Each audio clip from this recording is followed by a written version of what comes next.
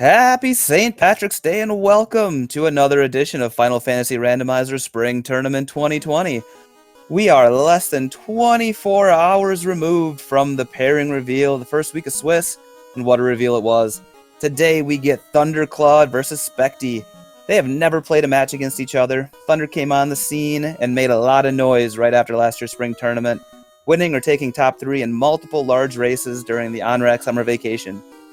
Spectie played this randomizer at a very, very high level a little bit more than a year ago. He also won several large races, but he's been silent, biding his time, doing his training. Today, we witness the return of Spectie.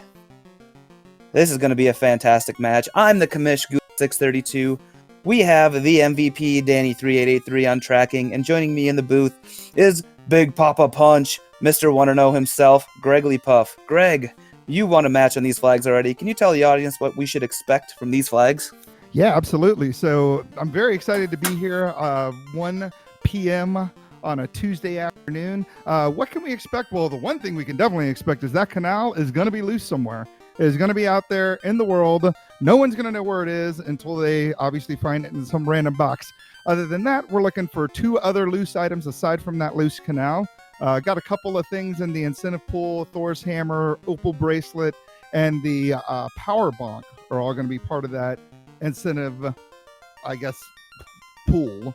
And then as far as our incentive locations are concerned, you got to go to Ice Cave, you got to go to Ordeals, and then the rotating Fiend dungeon for the week is going to be Sea Shrine. That sounds fantastic. I am definitely looking forward to a level 10 or less Sea Shrine dive for progression. This sounds absolutely fantastic. Are we ready to get going here, Greg? I'm about to let them go here in just a second. Ooh, all right. The anticipation's killing me. This is match number 2. We've only had one match so far. We have another match going on as well over on Speed Gaming 4, I believe. But I want you guys to tune into this. This is going to be one heck of a slobber knocker with Thunderclaude and Spectie. And I cannot wait. Greg, let us know when you're ready to go, buddy. The racers have been let out of the gate, so we should be starting here in about 25 seconds or so. Talk about our... So we talked about our racers. Let's talk about these party comps. Did they do a draft, or did they just both pick the same party? As far as I know, they both just picked the same party, and this, in my opinion, is about the safest party that you can pick for this spring tournament. We have a white mage, we have a red mage, we have a black mage, we have guaranteed life, we have guaranteed fast, we have guaranteed temper, and the red mage is kind of utility, so you got 2 people who can swing a sword to start. This might not be the fastest comp for either one of them, but it is definitely the safest. Yeah, I definitely have to agree with you. I mean, this is pretty meta for the most part. I mean, you've got your fighter, Rainbow. If Bert was here, he would call this the boomer set because that's what the old school crowd used to use. But it looks like, I mean, both these guys are running with it. We got Bracket level 1, Quake, a little cake action at level 1 as well. I happened to miss the white magic spells because I was too busy staring at something else. But we'll check it out here. It looks like Heal 2 was in white magic. But we have Lamp. Lamp is all we need. Yeah, I mean, I have used lamp before. You get darkened by something you can't see. You need to break out the lamp so that you're good to go. I couldn't agree more. And that dark, even though it only takes a little bit of your hit percent off, sometimes that's the difference between hitting somebody and not. And it's a difference between life and death for these light warriors. Yeah, look at those houses and those tents. They are not cheap. Housing market is pretty high right now. Scimitars I saw in the weapon shop. Looks like Spectie picked up one for his fighter. And, imps are annoying Thunderclaude. And Thunder is going to go check all these chests over here in Topher because we are looking for a loose canal. And that loose canal is hopefully in one of these easy-to-get chests, either in Temple of Fiends or maybe if they get the key, one of the keylock chests, so they do not have to go after Marsh Cave. But we have a dragon sword right away, and that's going to be huge for that fighter.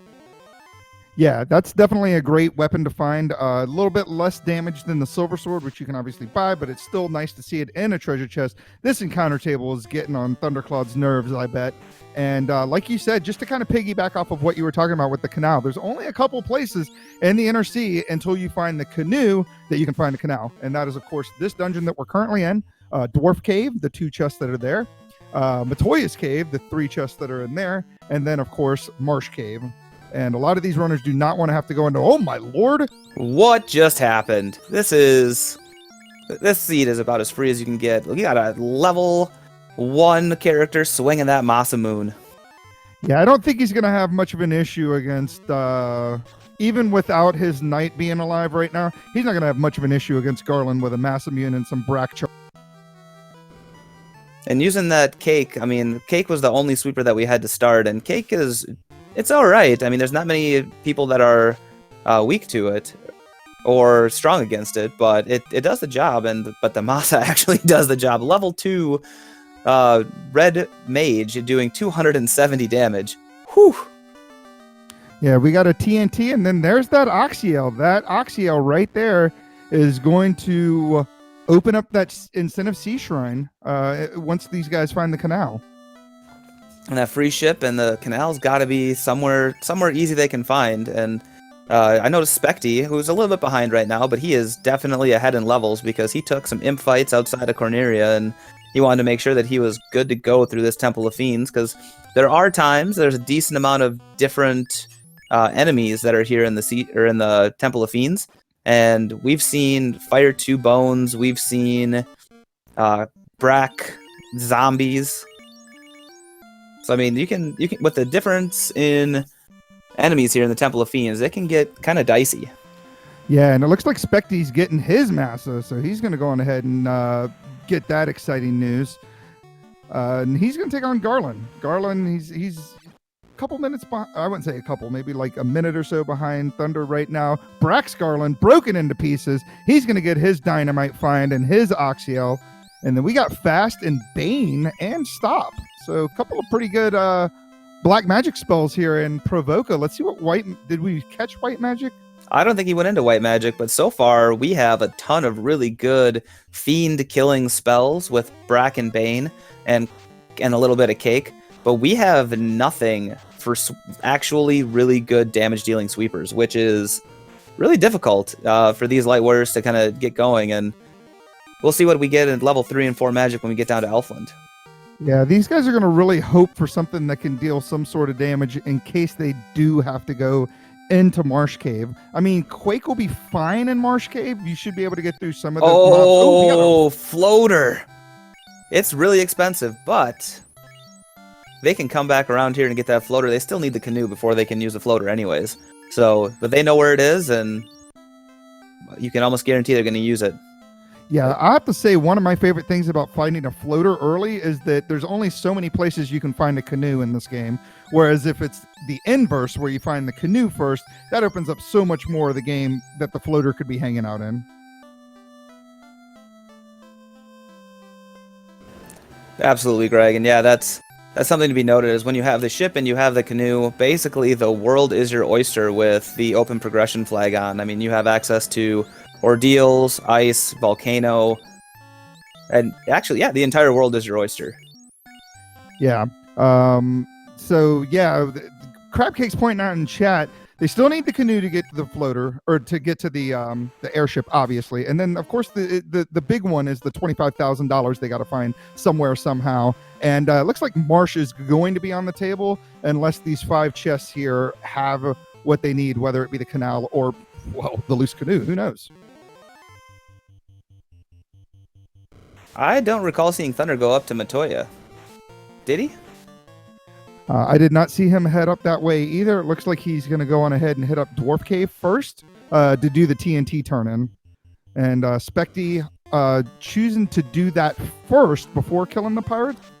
Yep, he is heading down to the Dwarf Cave before going over to Provoca to hit up the pirates.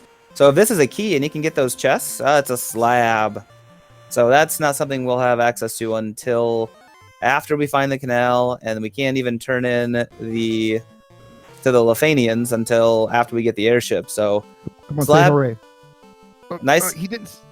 nice to have a slab, but we not needed yet. Yeah, and it looks like Thunderclaude's going in to get his bad news. Is he going to? No, he's just going to. What's wrong with these runners? Why are they not talking to the Hooray Dwarf? I mean, he says hooray. He's a very nice guy. It could be the post-traumatic stress of NPC Guillotine usually being on lately, and if you talk to the Hooray Dwarf with NPC Guillotine on, you send him home to his family. The end. No questions asked. Yeah, Crabcake's pointing out in chat, no joy to be had here amongst these two racers, but that's fine. That's fine. They're taking this race seriously. I totally get it, because when you're 0-0, you don't want to come out of the gate being 0-1. You know what I mean? Like, you want to have that first win to kind of give you that boost in morale and momentum and stuff like that. Spectie's going to go on ahead and head over to Provoca, find out his level 2 magic spells, kill him a Bicky, I'm sure. Or not a Bicky, but some pirates, so that Bicky will give him a thing. Bicky and his merry band. And this shows that Thunderclaude is absolutely taking this match seriously. Spectie hasn't been around in the community for about a year, or a little bit more. But like I said in the intro, he was a very, very strong runner before he decided to take a hiatus. So this shows Thunderclaude giving him a lot of respect and not hitting up that Hooray Dwarf.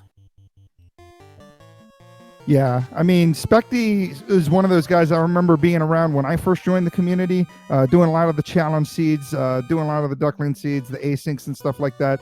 But yeah, he wasn't in spring tournament last year. I can't remember the last thing tournament he did. Silver armor, you gotta like that, and a house. Looks like Marsh Cave is going to be on the table. Marsh Cave is a thing now, and with these spells, you don't really have a lot to deal with the things that are down there. Bane's not going to do anything against the undeads. You're gonna be relying on that cake. Yeah, the cake should be fine.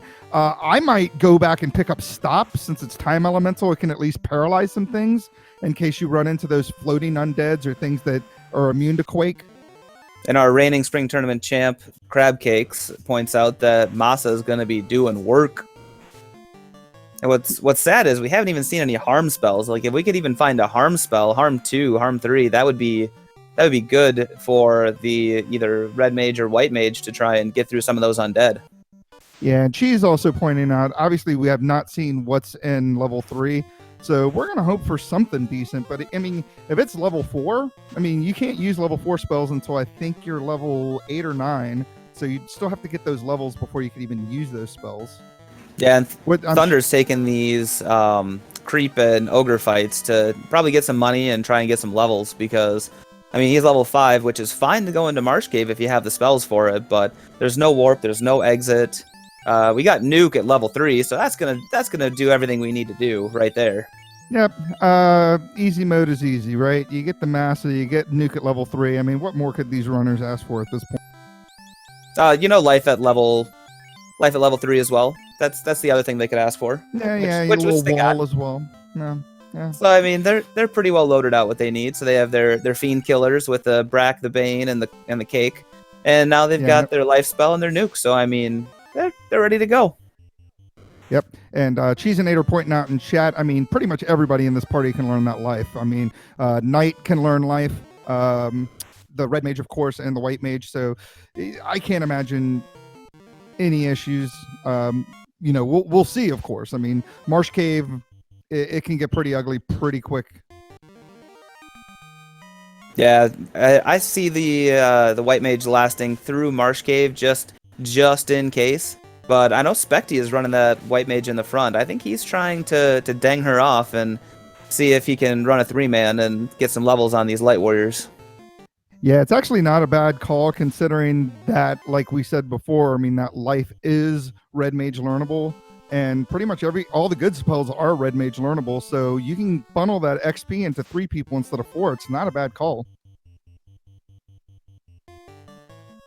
And Spectie now checking Matoya's as well, getting that silver armor for his knight and a house, which I'm sure he'll use right outside of Marsh Cave, which I'm sure is exactly what Thunder's going to do as well. Yeah, and he's level 6 now, so he's going to have like at least a couple of charges of nuke on both of those guys. He should have no issues. Thunder going north side. I've seen a lot of runners going north side lately with the non-incentivized bottom of Marsh, likely because it's a lot quicker to get there. And there's 4 chests that you can check, and if you happen to find the canal there, you can just nope out of the bottom of Marsh and take your hopes that what you need is in the Sea Shrine. Yeah, while the odds are low that the canal being loose here and then another loose, speaking of, and Greg Leapuff is proven wrong. No, I'm not talking about that. What I'm saying is the odds of another loose item being here are pretty low. I am still of the Fizzle and Danny mind of when I am at a place, I am full clearing the place regardless of how many chests are there. So I'm interested to see if Thunderclaude will check bottom Marsh or if he's just going to nope out of here, like you said. I agree. I'm also of the mind that if you're here, you might as well go through and hit up the bottom, and if you get down there and you find nothing, you just mash that reset button and get on with your life.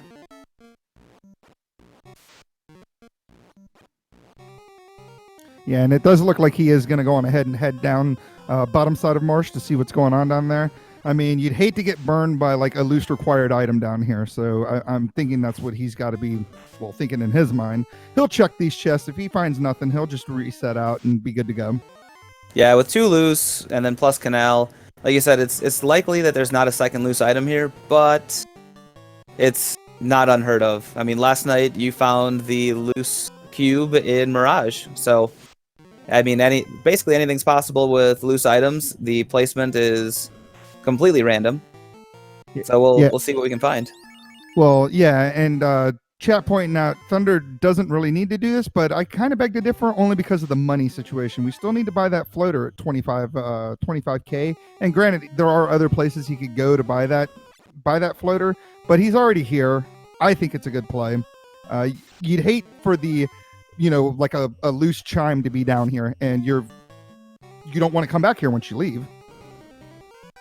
Even if he finds a loose like Mage Staff or Thor Hammer, I mean, a Thor Hammer's incentivized, so that would be nice to find, but I'm saying like any sort of loose sweeper item would be super helpful right now because he's just really, really lacking in sweeper spells other than that nuke. Yeah, the nuke will do pretty well though. I think they'll be fine with 2 nuke casters in this party. Got chimeras. He's going to try to take this chimera down. I like it. But right now they only have one charge, maybe 2 charges of that nuke. I mean, for right now, having some sort of caster item is very key. Yeah, Spectie just found something with frost. I couldn't tell if it was the mucks or the scums because of his sprite changes. Shadow Walker pointing out it was in fact mucks, and good thing he took that chimera. He's going to take this chimera battle a couple more times. Not a bad call. Get some early levels. Yeah, and that Brack doing some work since it's just a solo chimera. Yeah, and Spectie getting his canal, and he's going to go on ahead and decide whether he's going to check bottom of Marsh. Other than those chimeras, so far, Thunder has really not found anything that he needs down here. Yeah, and the thing with this is if he doesn't find anything, I'm assuming he's going to want to walk these levels out. I have to agree with you 100%, Greg. I mean, he's probably going to get up to level 10, level 11, just to get some levels, and then we might see that really, really amazing level 10 sea dive. And I really like what Thunderclaude did there. He noticed that chimeras have sleep touch, so he put his, I'm assuming that's his white mage, in the front slot to hopefully eat up that sleep touch, so he doesn't waste any time down. And then, of course, the Chimera went after Gouda anyway, so what are you going to do? That fighter's already doing 400 damage. That's a lot of work. Oh, and Thunder's deciding that he's done getting levels, and out he goes. Well, and then Chad also pointing out, too, he's probably getting money for that floater and accidentally goes into the wrong room. No biggie. It's hard to remember which rooms here have what. So he's going to walk all that money, all those levels out of here. Hopefully these wolves with gaze don't just mess his whole life up. And Spectie is already out of Marsh Cave. He says, nah, I don't want to be here anymore, and he's going to head out. So Thunder, although he's got an exploration lead, he's got a level lead, Spectie is heading out, and he's going to use that canal, and we can find out likely what the sages are going to hold over in Crescent Lake.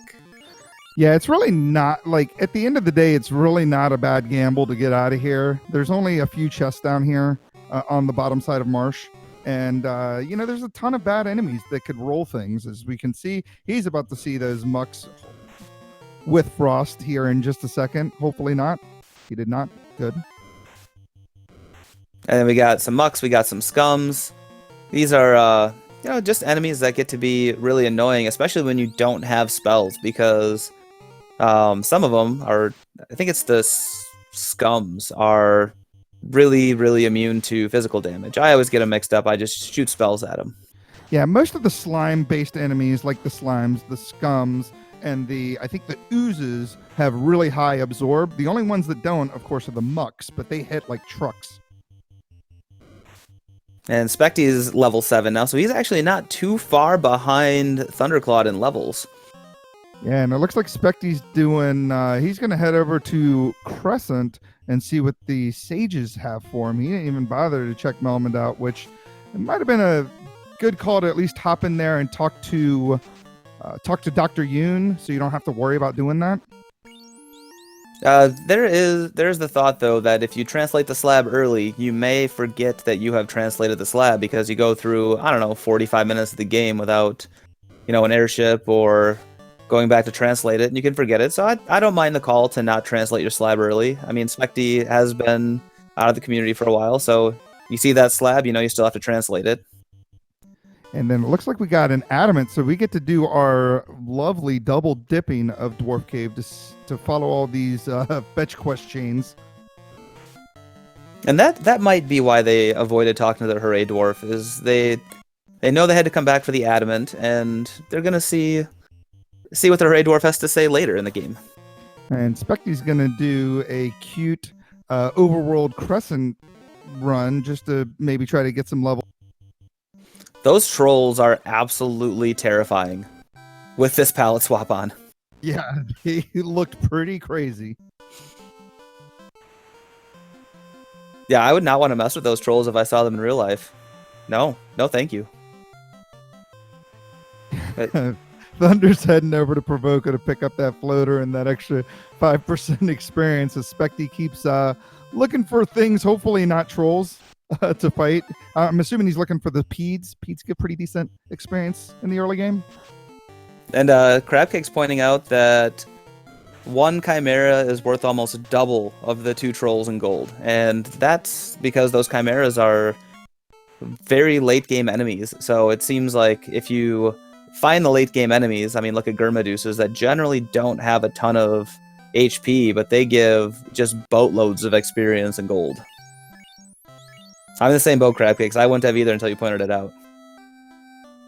Yeah, and he's going to go on ahead and pick up some tents, get his extra 5% experience, and move on. And the good thing about doing this now is, let's say, for instance, the canoe was in Sea Shrine, right? Now he doesn't have to go back up, go to Provoca to get the floater, then sail back down. He can just go on ahead and head to the Raycon Desert. Well, luckily we have that south side dock above Crescent Lake that you can dock at, so you don't have to actually go all the way back into the inner sea, thankfully. That is definitely very true. Alternatively, if they get the chime and or cube, they could sail from Mirage Tower down to the Peninsula Power Dock, which literally everybody forgets about, and I didn't even realize it was a thing. I knew it was there a long time ago, but it was pointed out to me, and I want to point it out to you guys too, so nobody forgets. And it looks like we got a Cure 4 and a Life 2 at level 5. The Cure 4 being Red Wizard learnable, and we got Warp, which is huge. He just barely had enough money to pick up that level 5 Warp for one of his characters. I couldn't tell if it was his Black Mage or his Red Mage. And he is going to translate his slab, so he doesn't have to worry about doing it later. And Spectie finally gets that White Mage danged off, so he can start funneling that experience into the rest of his party. Yeah, and it looks like Thunderclaude, he is going to go on ahead and head over to Crescent as well. He has 2 options. He could either go to Crescent or he can go to Onrock and head up Sea Shrine. At this point, it's a 50-50 what's going to lead to progression. What are you thinking? I mean, we already know the Adamant's there, but Thunder doesn't. Yeah, if I'm Thunder, I have to stop at Crescent Lake. It's a free key item where if you're going down into Sea Shrine, you don't have enough charges of that warp yet to really make it make it worth it to go all the way down to Mermaids and try and warp out. And those enemies in Sea Shrine, I mean, you find one bad lobster pack, they ambush you once, you're done. Especially at level 10. Yeah, I really don't think there's anything worse than getting ambushed by those seafood party blocks, because it doesn't seem like no matter what happens, lobsters always hit hard. I mean, they hit hard in the original game, but there's just something about the scaling that happens to them. They just start getting like 2 and 3 hits, and it's just it gets ugly pretty quick. Yeah, every single race I've watched and played, it seems like they can tend to roll down on HP, but they always roll up on hits. You're talking 4, 5, 6 hits and like 200-300 damage. Like they hit like ghosts. Yeah, they really do. And ghosts always were that troll enemy, because you're down in Sea Shrine, you're just hanging out, all of a sudden you run into some ghosts, you're like, nah, they're ghosts, whatever, right? Boom, 1 hit, like 1,000,000 damage, and you're like, gosh, what? Why are you guys hitting so hard? And you're unrunnable? Get out of here. Elmark pointing out, I mean, they do have level 1 Brack. You've already got Masa. You got Nuke at level 3. I mean, I don't know. C sounds pretty good. You get some levels on the way. You got I'm liking going to C. It's just at level 10, getting in and out is more of a problem than anything else. Like you could probably make it all the way down to Kraken and Brack Kraken and cross your fingers and pray, but if you want to be safe and you want to make sure that you can get in and out in one go, like a few levels, check Crescent like everybody's doing, and maybe even turn in that Adamant, because the last thing you want to do is leave that Adamant for last while you go full clear Fiend dungeon, and that Adamant was the canoe all along, or the Ruby, where you get 2 more key items. Yeah, I kind of have to agree with you as well. I mean, I think doing all your turn-ins is always a little bit more important than doing some diving. But at the same time, with 2 loose items, it's not a bad play to start clearing certain places looking for loose. Finding loose gives you obviously that information. Oh, there's 1 more loose left. Or better yet, if you find both loose, well, then there you go. You're in essential no mode, so you don't really have to open up as many chests anymore. Absolutely, and I think that's one of the things that I absolutely love about this flag set is that do you go do an Adamant turn-in, which is just 1 turn-in, which could be the canoe, could be the Ruby, you don't know, or it could be nothing. Like, it could be a Thor hammer. Or do you go all the way down into Sea Shrine where you know there's another loose item, but you can open up a dozen, probably 20-some boxes on the way and hope you find another loose? Yeah, absolutely. But it does look like both runners are going to go on ahead and do the Adamant turn-in first before they move on. Again, it's a pretty free turn-in, even though it's going to take them a little while to... Yeah, absolutely. It looks like both runners are going to go on ahead and do that Adamant turn-in, even though it takes a little while to get over there without the canoe, but it'll be fine. I just can't believe it. Like, Spectie skipped part of Marsh. Oh, Mirage is on the table. Yeah, and if Spell Zap and Crab Cakes are both here, they'd be screaming, Sky, Sky, Sky, Sky. Sky worked out pretty well for me yesterday, but Sea Shrine is still the incentive location, so I don't really see either of these runners heading that way. I agree 100%. I think they're going to go down to sea like you have to at this point because you don't have anywhere else you can go other than Mirage. But, these 2 runners are very even so far, and if I was up against Thunder, I might take the Mirage trip just because I know Thunder's going to go to sea where there's an incentive item. Yeah. I mean, I don't know. I still go incentive item. There's still plenty of chests to look for loose things down in Sea Shrine. I mean, because you got to go to Mermaid side anyway, and there's quite a few other chests down there. And Spectie's going to head over to Provoca. It looks like he's going to finally get his floater. So it's crazy to see how these runners, like one was like kind of ahead, and then the one did a grind while the other got ahead, and then another did a grind while the other person caught up, and it's pretty amazing to watch it all play out like this. Yeah, there's definitely been some route divergence, and then there's been some route convergence, and then they've basically been in each other's footsteps the whole way, and this has been fantastic to watch so far. I'm super excited to see how the rest of this match is going to go. And Thunder completely using up all his money. He's got just barely enough money to use the inn in Elfland, and he's going to probably head south. Yep, he is definitely heading south to get to that northern continent, and he's going to head into the Onrak dungeon and talk to some ladies of the water. And we shall see if there's going to be more route divergence, if they're going to go to sea, if they're going to go to sky. I mean, sea is probably the smarter play, with sky being the bigger gamble.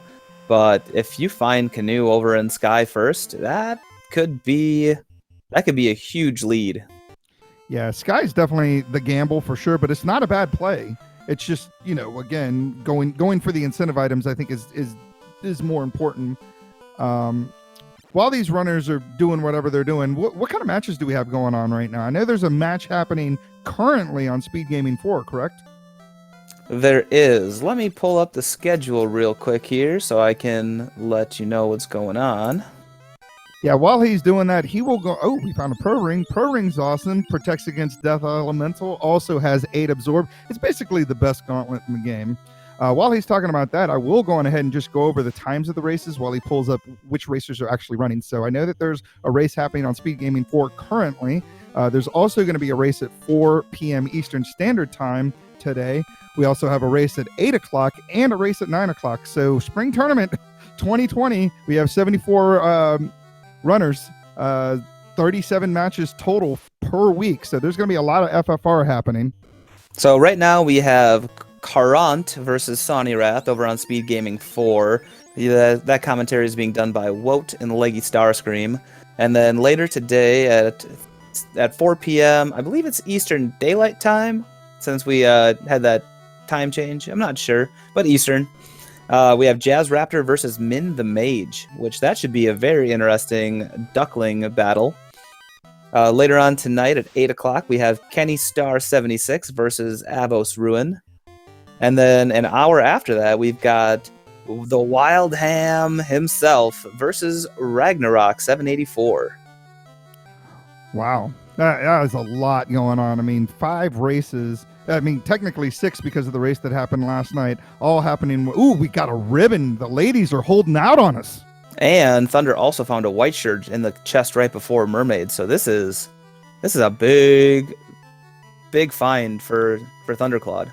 Yeah, I have to say, between the white shirt, pro ring, that ribbon, and whatever we're about to find in this chest, this was definitely a good call. We get the loot. No! The loot! The loot is, while it is required, it is a go mode item. The only go mode items we need are the rod and the key. That is not the thing he wanted to see right now, because that guarantees that whatever leads to the canoe is going to be loose somewhere. Yep. So it also, we always forget about this because it's a place nobody wants to go. You have the rodless earth dive that you could do, and that canoe could be sitting right there in the earth cave. And our runners are probably going to go there dead last. Yeah, Cheesinator pointing out, no one talks about rodless earth dives. Just no. Just no. Yeah, well, your rodless or your cubeless mirage dive yesterday paid off, so today we might get a rodless earth dive paying off. We'll have to see. Yeah, the difference between that, though, is there's only 2 floors in Mirage, and they house about 20 chests, where there's 3 floors in Earth that house about half that. That's absolutely true. Also why they're going to do it probably dead last. Very true. And we had a defense sword find as well down here, which I completely missed. Geez, these ladies, they're just loving these runners, saying, hey, we know you want to beat this game. Here you go. Take everything. Well, so now what do you do? What do you do in this position? You know you're already here, but there aren't as many chests heading towards Kraken as there are if you just go to Sky. Obviously, like you want to kill a Fiend, you don't want to have to come back here, but you're going to have to come back here anyway when you get the canoe, because Waterfall is incentivized. So what do you think? What do you think is the best play? Do you get out of here and check a more dense, chest-dense area like Mirage and Sky, or do you just go on ahead and clear the rest of this place out and kill Kraken? No, you have to clear this place out. You're already here. If you have to come back and double dip the Sea Shrine, even though it's only a few steps out of the way, like, it's a long way to get down into Sea, and you don't want to even take the few steps back over to Onrak if you can get in and out of here without having anything really crazy happen. And Wab, they did not agree on Fighter Rainbow. They both selected that as far as we understand. We did not see a draft in the race room. We did not see a draft on the Discord anywhere, so they just Spectie getting the business from these ghosts. Yeah, they both definitely chose these parties, and Spectie getting the business from these unrunnable ghosts. What is it, 1990 all over again? Why are these guys unrunnable, and why are they hitting so hard?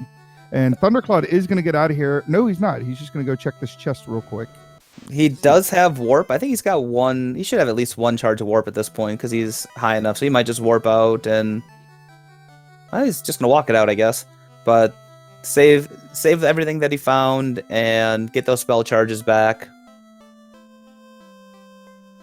And then Neighbors Ruin pointing out in chat, who's going to be racing later on today, that yes, he did use a lot of charges clearing. So yeah, going back into the city, saving real quick, and then heading back in is probably a good call. And race-wise, looking forward to tomorrow, we have Sho Fukamachi and Black Knight 39 going at 6 o'clock Eastern.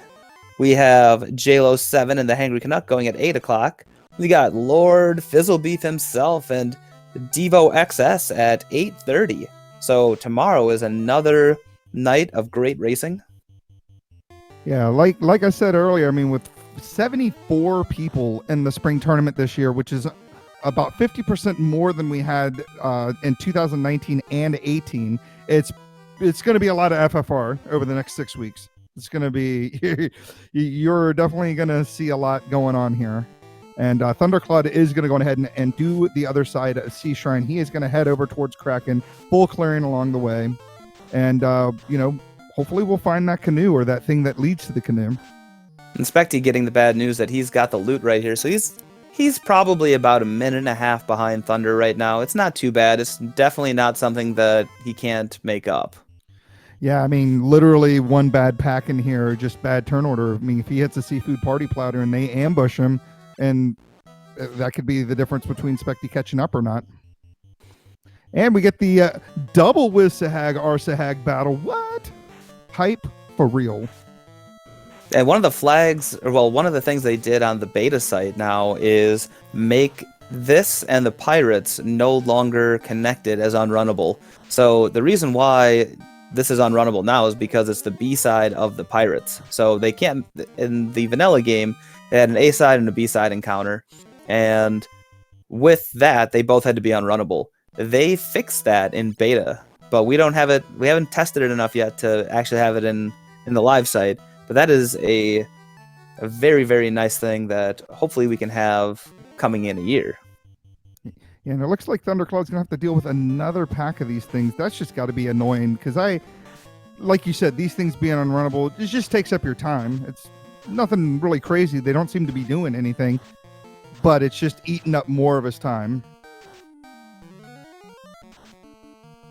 Man, Wissahags with the high evade didn't even just completely dodge that massa attack.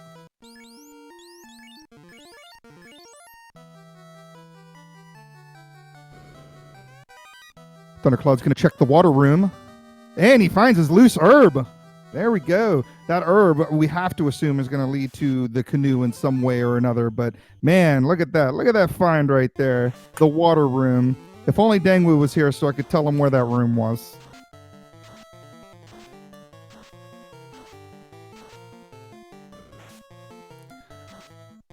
So not really much to talk about here. We do know that we found at least one loose item.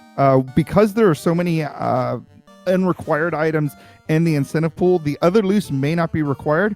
We haven't seen the opal bracelet yet. We haven't seen the Thor's hammer, and we haven't seen the power bonk or the tail. Now, granted, these runners would probably want the tail, but the tail won't be required for either of these parties since they do have massa and pretty good low-level spells. And then, of course, power bonk, opal bracelet, Thor's hammer, none of that stuff's required. So I'm interested to see if Thunderclaude's going to take the gamble now that he has the herb and maybe bank on the other loose not being required.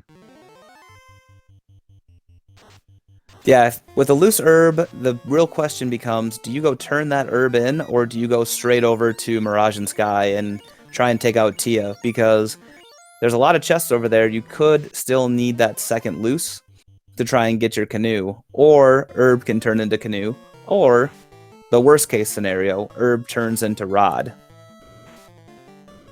Yeah, that would be really rough. If herb turns into rod and the canoe is still out there loose and you've got all these freaking dungeons available, yeah, that would be I know I wouldn't be happy. I would assume what Thunder will do is when he gets through here, he finishes full clearing, he kills Kraken. He'll probably get in his boat.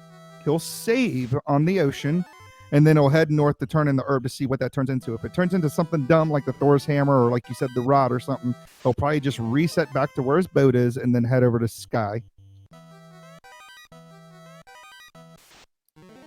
And Aelmarkin just being rude over here, talking about the herb turning into the ruby and and Titanstrove having Thor's hammer and Sarda having opal bracelet. What is wrong with you? Don't wish that kind of stuff on people. Aelmarkin absolutely loves troll seeds. That's what he excels at. That's why he's one of the best racers in this game. And I think Thunder continuing to find this Wiz-Sahag, Red-Sahag group. And he might run out of nukes before he's down to Kraken floor at this rate. Yeah, but all he needs is one Brack and he'll be fine. And by one Brack, I mean only one Brack can do it. You know, he may need more than just the one Brack, but hopefully he'll have enough Bracks to get through this Kraken battle once he gets up there. And I didn't notice if Spectie checked the room, but I have to assume he did because he's well past it now. So I'm assuming he got his herb. Yep, Spectie did get his herb, and he continued down to just trying to get down to the Kraken floor. He's actually making up a little bit of ground here on Thunderclaude. It's not a lot, but it's a noticeable amount because he doesn't seem to be getting all these unrunnable encounters that Thunderclaude has been getting. Yeah, I was just about to say the same thing. It's the only way he could really catch up is because Thunder. But as we say that, it looks like we're going to get our first Fiend battle here at the 38-minute mark. He's going to go on ahead and move some stuff around. He's going to put his knight in the back row, save his white mage as well. He's going to still look things over, make sure he's good to go. Throw some heal twos, and he's going to encounter. He's going to think about what he's doing. He's throwing a temper out. We got a fast coming out. White mage is going to do white shirt, and then Gouda is going to go on ahead and defense up. So he's going to go on ahead and throw the buffs out there. It's not a bad call. I mean, it is the first Fiend fight, but at the same time, Kraken could still mess you up. I mean, the boss scaling is 43% to 230%. So we could see some nasty first round bosses as Gouda comes out. 4 hits, 515. That was a pretty good hit there as they continue the buffs. Kraken kill inspect. Just turning him right into a hat. That seems nothing left. That seems so bad. As the buffs keep coming out, we got a Brack coming out, ineffective. White shirt, just getting that defense out there so that his evasion stacks go up. And 5 hits, 807. That is some calamari right there. And Gouda, or not Gouda, but Thunderclaude at the 39-minute mark is going to go on ahead and light up his first orb. And I can imagine the Spectie's not going to be too far behind him. Now is the very interesting part. Where does Thunderclaude go? Yeah, somewhere between 506 and 1300 HP. We don't know.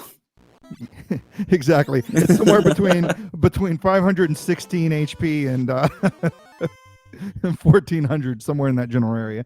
As we're gonna see right now. I know that you and I are both interested. I know Chad is interested to see what Thunderclaude decides to do.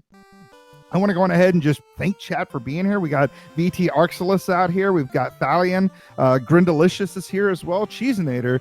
Aelmarkin. All kinds of just awesome people hanging out in chat, interacting with one another. We like to interact with chat as good as you can tell.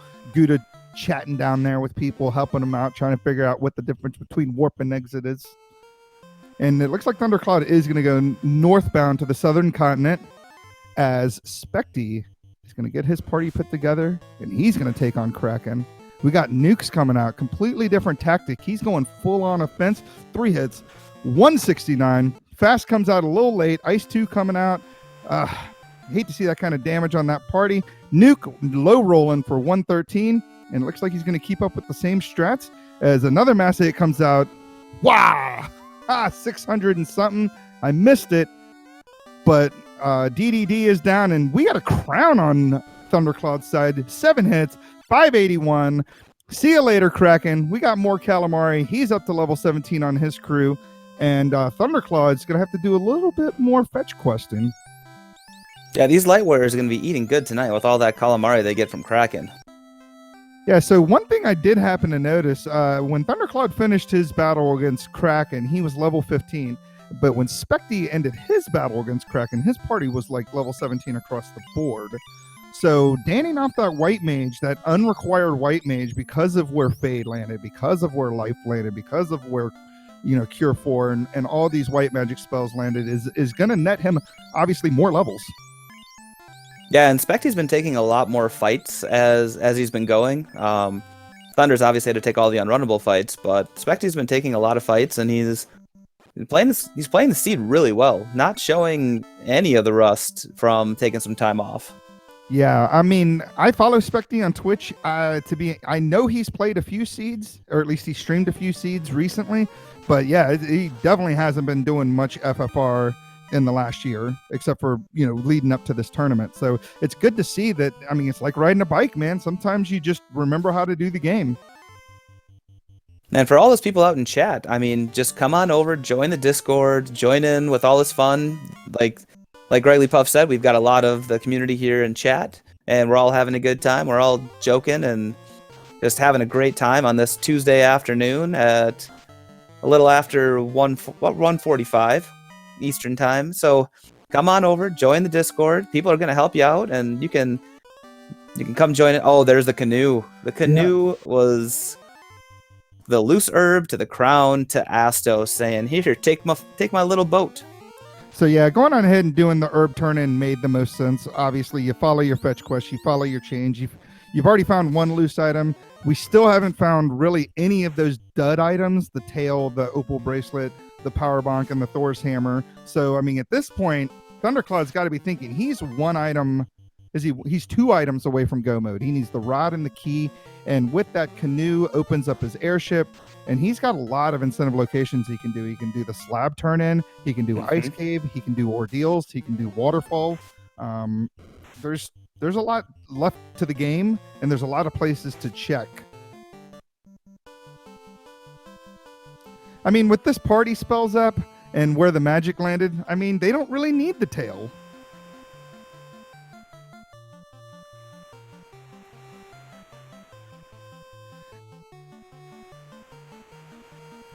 Yeah, exactly. Shadow Walker knows what's up. As Thunderclaude, he is making his way to the Raycon Desert right now, and he should be in the air right at the 44-minute mark. Spectie gets his canoe. He is on Thunderclaude's heels. Thunderclaude doing the right play, heading west, or east, I mean, because I don't know how a compass works. And he's going to head into Sarda's cave and see what Sarda has.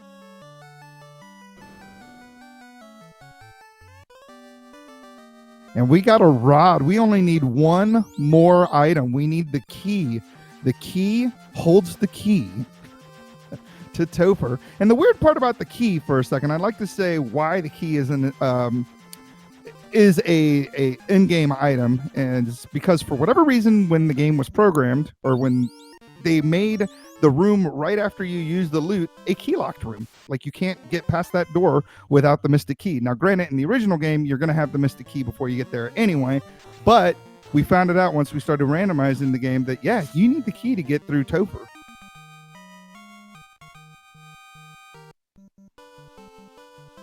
And it looks like Thunderclaude did remember that he had the slab and that he got it translated, so he's going to go on ahead and do this free check here and see what happens. Are Tyro's friends, or are they food? We're going to find out shortly. They are, unfortunately, just friends today. No good Tyro steaks. You've got the masa. You can get those Tyros chopped up into nice little steaks, but Thunder said no. Yeah, and it looks like Spectie getting his rod as well. These runners, man, they like. Can we talk about the time between them? Can't be more than 90 seconds. Yeah, it's got to be somewhere in that neighborhood. It's not very far at all. But Thunder has been running this white mage in front for a little while, so I'm thinking that he's about to dang off his white mage as well. Yeah, it's probably not a bad call considering what he's seen. He might keep his white mage alive just because of the lack of tail so far, but we did get a fetch quest, a pretty easy fetch quest to do from the slab turn in the bottle, which gets us into Gaia. Did Spectie just forget to turn in his slab? Well, remember I mentioned that earlier. When he swung by Melmond, I was like, man, if you got the slab, you got to make sure you remember to to go talk to Dr. Yoon. Like for me, I have to do it right away or else I'll forget to do it. You said that you would do it right away and forget you had done it. Right. I would forget that I had done it, so that way I wouldn't be able to, remember to go talk to the Lupas. But that's why I keep it in my inventory. So whenever I see, oh look, heal potions, slab, it's right there. Yeah. So Spectie looks like he's just checking some shops. We're gonna see what he decides to do. Bottle turns into Thor's hammer. There's our first dud item. Womp womp. You hate to see that, but he's gonna make use of it.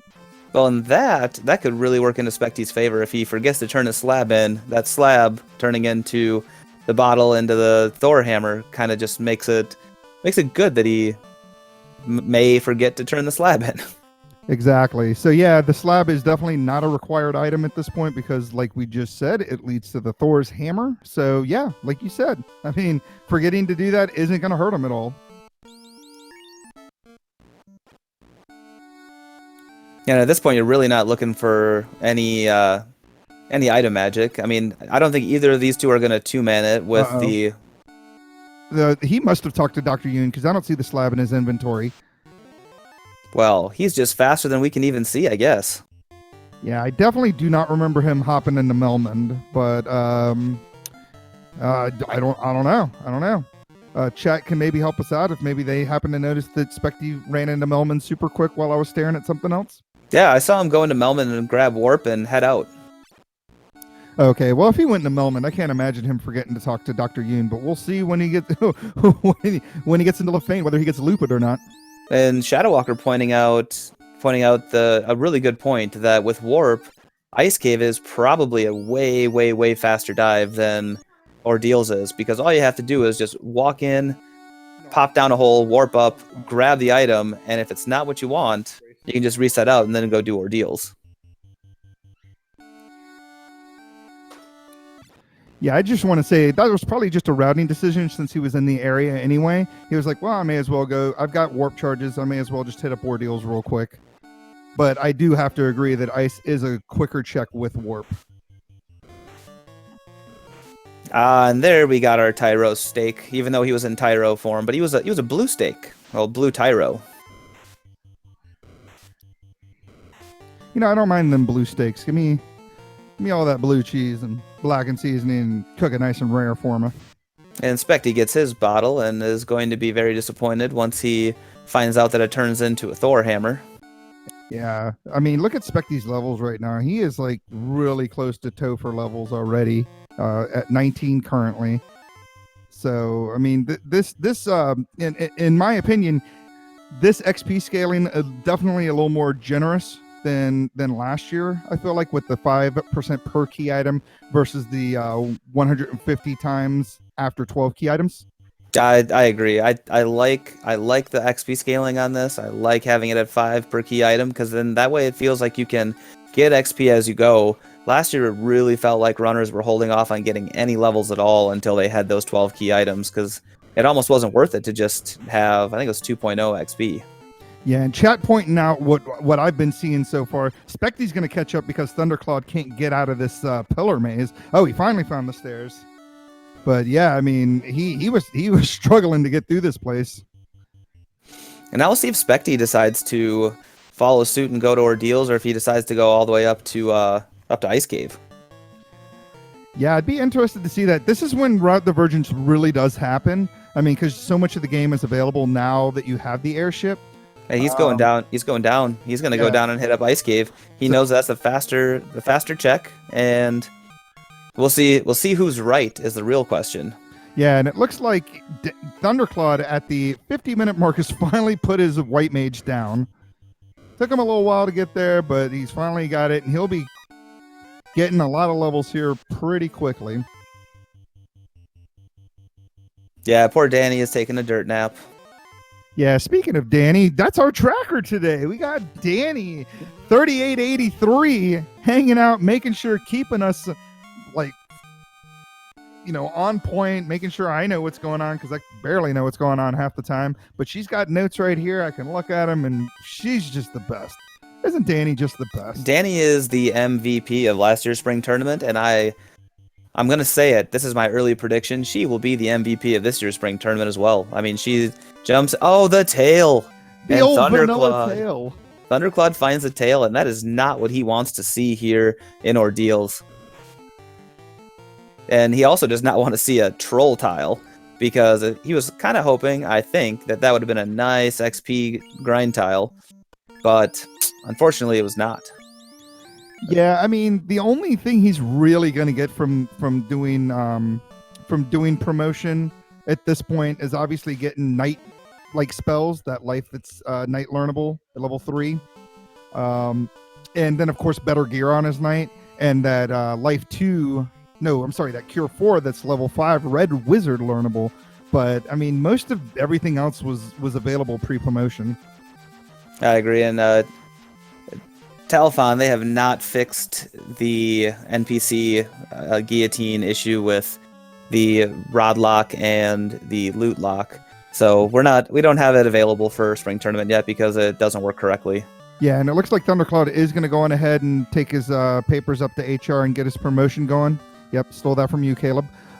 We got Spectie found the crystal in Ice Cave, decided not to warp out. He's going to do a full clear here of Ice Cave, and he finds some Gershark Wizzahags, which that's not bad experience if you can take them out easily. But, yeah, and it looks like he got the nuke special where you kill everything but one of them. You got to love that. Yeah, and if he could have got them all down with one nuke, that would have been nice, but if they're not going down to one nuke, there's no sense in wasting your nuke charges when they also share a level with life. Yeah, so right now, I mean, we know that Ordeals leads to the tail. We know that the bottle didn't do anything, took us to Thor's hammer. What's left out there? We've got the power bonk, we have the opal Cheerio, and we got the ruby. So the loose and item the ruby, is that's right. The loose item's going to have to be a ruby, but we don't know which item is going to turn into. Well, we don't know that yet. The crystal is more than likely going to lead to the ruby, unless the ruby is in waterfall. Yes, that's right. We still do have to do waterfall. So we have a couple of incentive locations left. I did forget about waterfall. It happens. Sometimes you just forget about incentive locations. I do that sometimes. I'll be like, what is happening?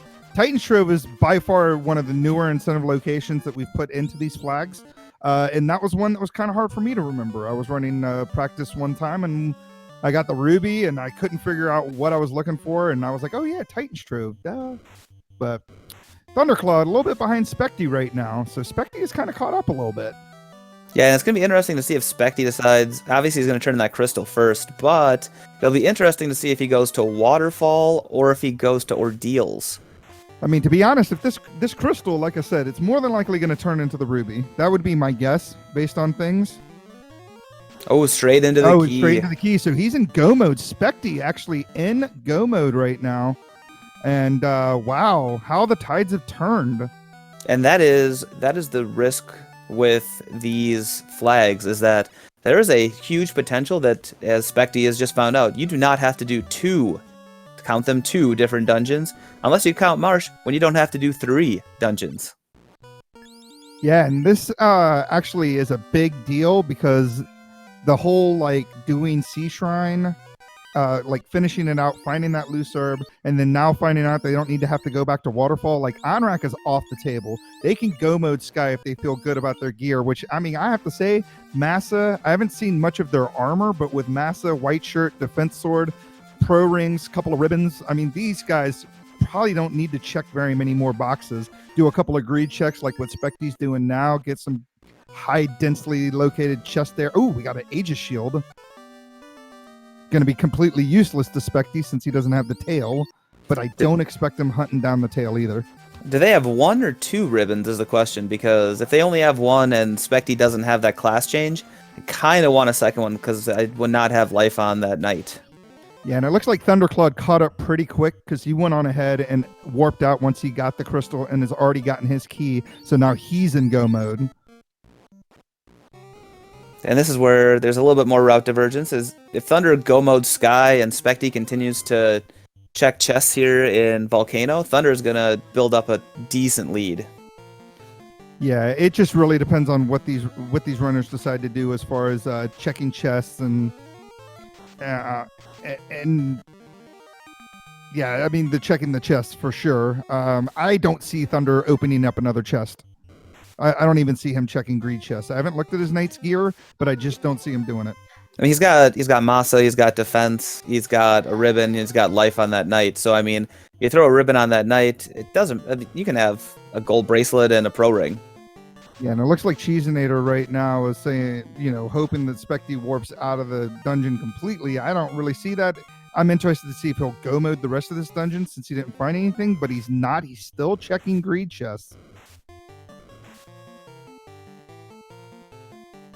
Yeah, and we'll see. He might also be looking for some battles. I mean, the volcano is not the best place to be taking battles, but like I'd rather be taking fights up in sky. Yeah, I kind of have to agree with you as well. You're going to definitely get more levels from taking battles up in sky as opposed to the one-off battles you'll get in Volcano. But he did find a flame armor, which appears to be one of the better armors that he's had so far for his knight. Yeah, he finally got to take that silver armor off, but I know Spectie's been out of this for a little while. Maybe he's not sure that he's in go mode and he really wants to get that second loose. If that's the case, Thunder's going to get a massive lead. Now that could be the case. I mean, he knows there's one more loose out there, but I don't know, man. It's all there, like key, cube, chime, loot, and rod. Maybe he'll look at his inventory and figure. And the fact that he went to Volcano tells me he probably knows he's in go mode, and he might just be searching for that second ribbon. Yeah, that's what I'm thinking as well. I just can't imagine him not knowing he's in go mode. But man, these bad men are giving Gouda the business. Spectie's already down. Lit 3 coming out. Oh my gosh, his Gouda's on one knee, and they're unrunnable. This is not good. We got Nuke coming out again. Lit 3 coming out. It's just down to Puff. Puff is throwing out a nuke charge. He's knocked out a couple of them. Quad X is going to miss because of the ribbon. Nuke coming out. Brack is ineffective. That nuke should take it down. Does he have enough life charges to bring his people back to life? And Puff getting a lot of levels from that battle. Wow. He only has one more life charge, and he's going to opt to do a 2-man so that he can keep his life charges. And he can't use nuke the rest of the time then, so he can't check any of these chests. He's just got to go straight. He's going to take these 4 greed chests, but he's got to go straight to Tiamat. Finds a Zeus gauntlet, which he doesn't want to see, and a Sun sword, which that should be a nice upgrade for his red wizard. Yeah, that was a crazy battle. I think he's going to save that last life charge until he actually gets to Tiamat. He's just going to run the 2-man until he gets up there, and then more than likely bring his black mage back to life so that he has a 3-person party going into this Tia battle. But it looks like Spectie is almost to carry at the around the hour mark, it looks like. So we could have some dueling Fiend battles with Carrie and Tia. Ooh, this is a bad battle to see, but luckily he got first turn Carrie. There's a Carrie pull right away here at almost the 1 hour mark, pulling out a nuke. Carrie with stun touch, but the A decides to get out of it right away. Got that 1 in 4 coin flip of a chance. 77 damage. This Carrie did not skip armor day. She decided that I don't care if you got Mossy, you can't break through this, but these nukes are going to do some work, and he's got plenty of nuke charges, so we'll see what Carrie decides to do to nuke, and she's just going to keep resisting and keep stunning A. And that's 6 nukes that have not taken down Carrie. This Carrie has also eaten her Wheaties and gotten a bunch of HP, but that last nuke takes her down, and we have our second orb lit at 1 hour and 15 seconds. Yeah, that Carrie had to have rolled pretty close to max stats there. I mean, like I said in the earlier thing, it's up to 230%. With her having 600 in vanilla, I mean, she definitely rolled close to 200. What do you think was the HP there? About 1,000, if not a little more? Yeah, it had to have been 1,000, 1,200, somewhere in there. That had to have been really, really, really close to max because that was 7 nukes, I think, to take her down. Yeah, but unfortunately, the nukes didn't look like they were rolling too high. I didn't see very many that got out of that 150 range. Yeah, 150 range, exactly. It looks like he's bringing his white mage back to life. Is that his white mage? I mean, it has to be because of the life too. Right, and since the white mage has got the extra spell charges, that would make a ton of sense.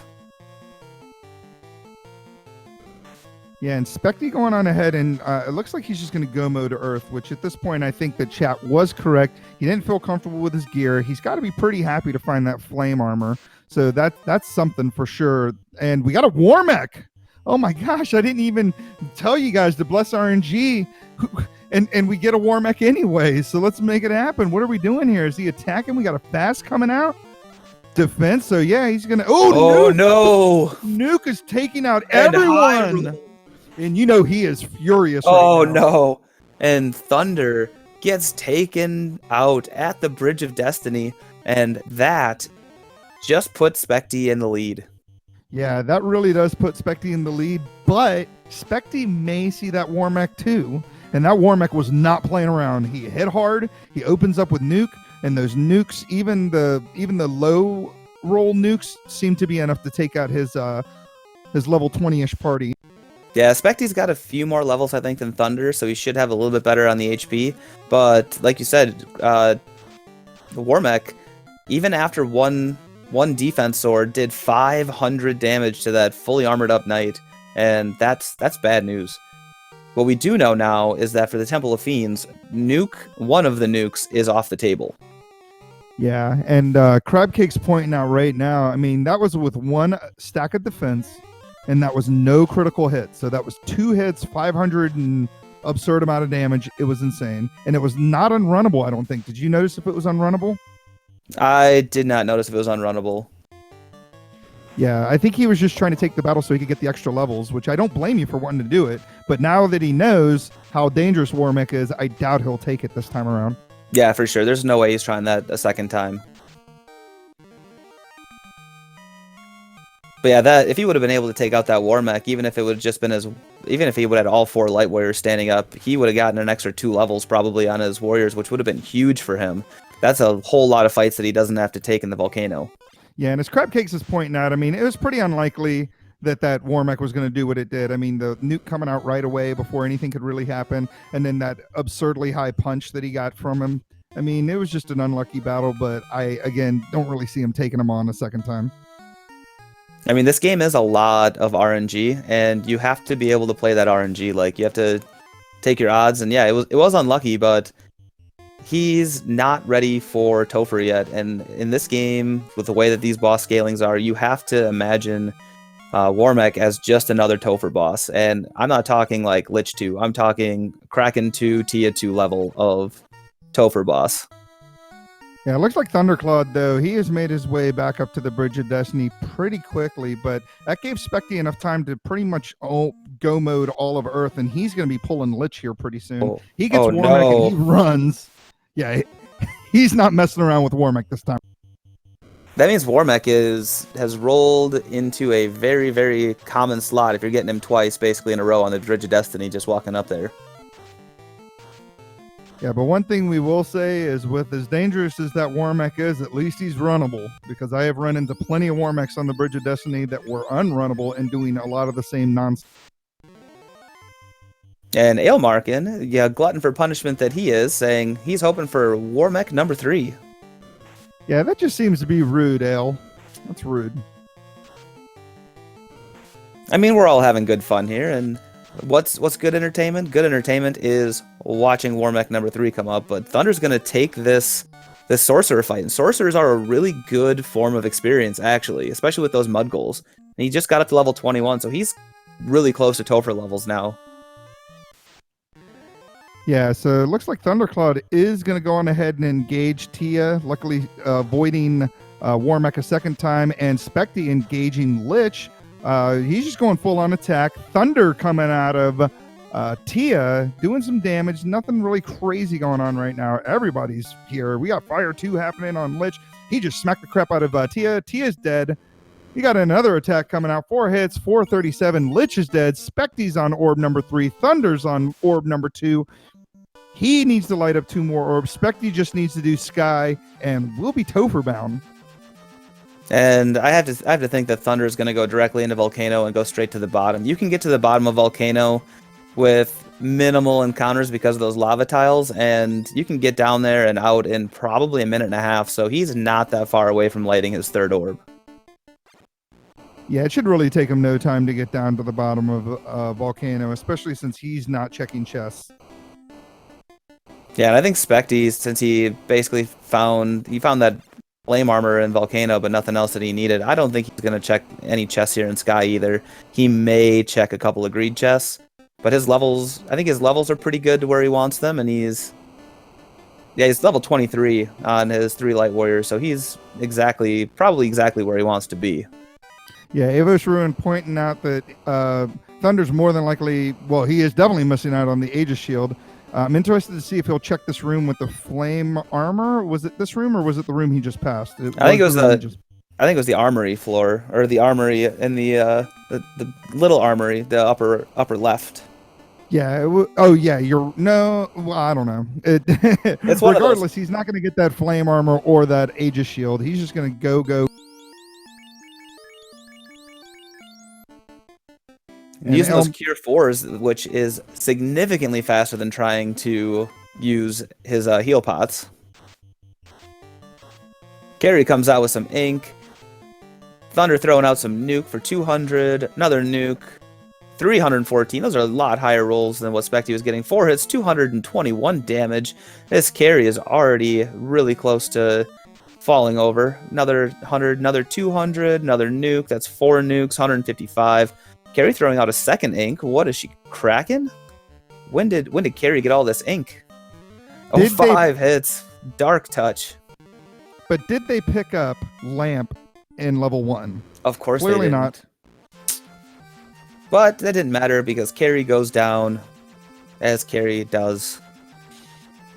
Yeah, and Thunderclaude lighting up his third orb at a little over an hour 8 minutes, somewhere in that general area, as he heads into Earth Cave. Spectie already in Sky 2, not too far away from lighting up his 4th orb. Now, he's checking the right side. He's going to check the 6 chest room, and Thunder is going to go so Earth is the longest of the dungeons to try and get through because of the just how windy it is, and the encounters tend to be nasty and in big packs. So if this is going to be really interesting, I think they'll both enter Topher around the exact same time.